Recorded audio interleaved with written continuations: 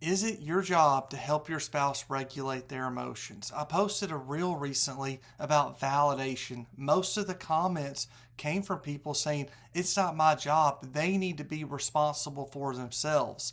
And while, yes, people do need to be responsible for their own thoughts, feelings, and actions, you're also in a marriage. And in a marriage, one of the best benefits is having a partner that you can work things out with. It's so sad to be stuck in a marriage where both people are isolated and not willing to help each other work through whatever it is they're struggling with. In this video, I'm going to go over what validation is and what it isn't, and how you can help your spouse if they're dealing with overwhelming or distressing emotions.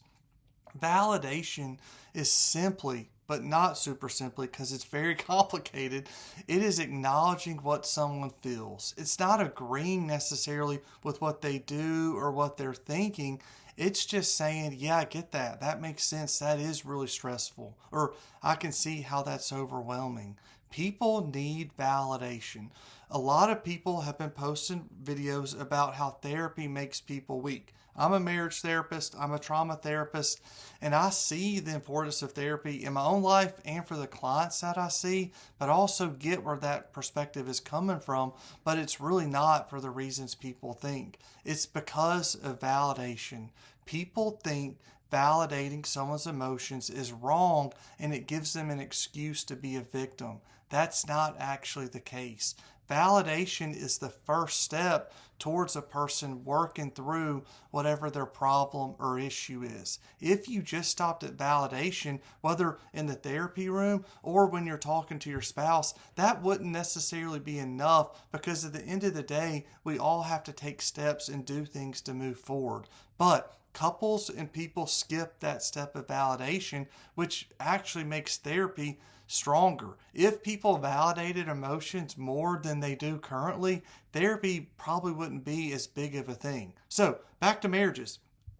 Your spouse comes to you and they're upset and they say something. When you hear them talking about being upset, you don't want them to feel upset. You want to help them. So then you offer a solution or tell them what they can do to fix their problem. When you do this, they get more upset because now they feel dismissed.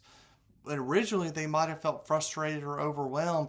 Then they share with you what's going on. And if you say, you should think about that, the Bible says blank, or you just need to toughen up, you're sending them a message that tells them it's not safe for them to give you their emotions.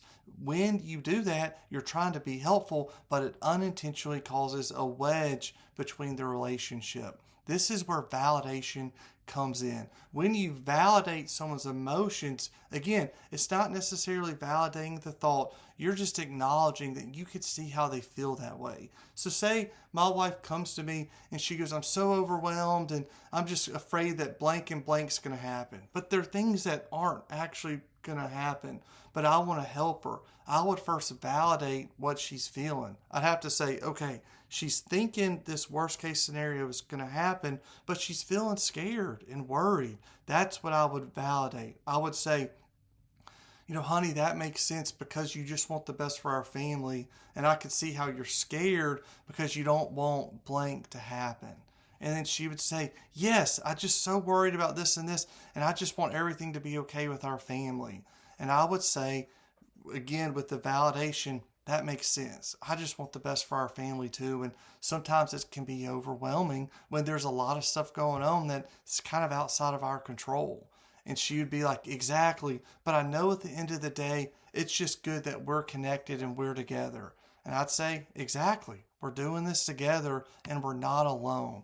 When you validate emotions, it gives a person space to process through whatever they're feeling and then get their perspective back. When someone is caught up in their emotions, they easily lose their perspective because their emotions are blocking the ability to see things as clearly as if they were in a more calm, regulated state. So in the situation I was just playing out, So say my wife's upset, but I'm thinking, well, that's not really ever going to happen. But if I say that initially, it's going to come across as offensive. So what I have to do is drop down emotionally where she's at, but with the truthful perspective, but just validate the emotions. And that helps her come up to where she then is more able to see, well, I know that's not really probably going to happen. I'm just worried. And I'd say, yeah, that's a scary thought.